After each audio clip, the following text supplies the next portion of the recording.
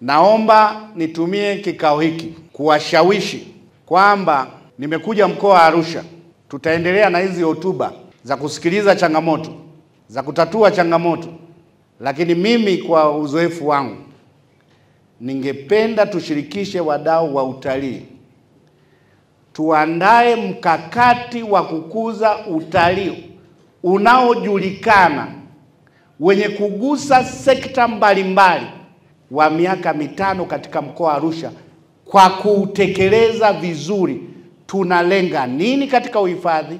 Vivutio vyetu ni vipi? Tuna market vipi mkoa wetu? Kuweka mikakati itakuwa na tija ya kukuza utalii katika mkoa wa Arusha. Bila mpango kazi tutakwenda holela. Haya mlioyasema kama changamoto yakawa mawazo katika mikakati. Mkoa wa Arusha ukawa na kitabu chake kwamba katika miaka mitano tutajenga kituo cha utalii Arusha. Tutakuwa na usiku za kacha tamaduni siku. Hayo mliokuwa mnasema. Tutateua timu ya kutuandalia mpango mkakati wa kukuza utalii katika mkoa wa Arusha, utakaohusisha watu wa serikali, watu wadau wa utalii. Tupokee mawazo yao ili wote tuongee lugha moja.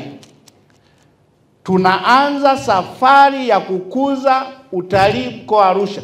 Tumekubaliana katika mkakati wetu wa kukuza utalii, mambo ni 1, 2, 3. Na katika hili, na kwa sababu AFCON inakuja, katika mpango mkakati huo kuingizwe na utalii wa michezo, ikiwemo fursa zitakazoambatana na mashindano ya AFCON katika mkoa wa Arusha. Nasikia tu viwanja vinagaiwa AFCON huko. Hao wawekezaji wenye kutaka kujenga mahoteli, wenye kutaka kutengeneza apartment, tumewashirikisha vipi? Kwa sababu AFCON inabeba watu wengi.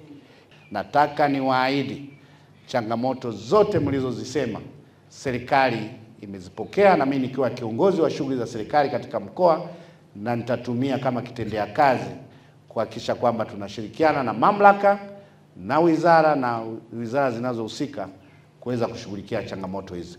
Lakini hatuna kitu ambacho unaweza na wageni wako kaka nao. Inabidi saa nyingine wapeleke wageni klabu.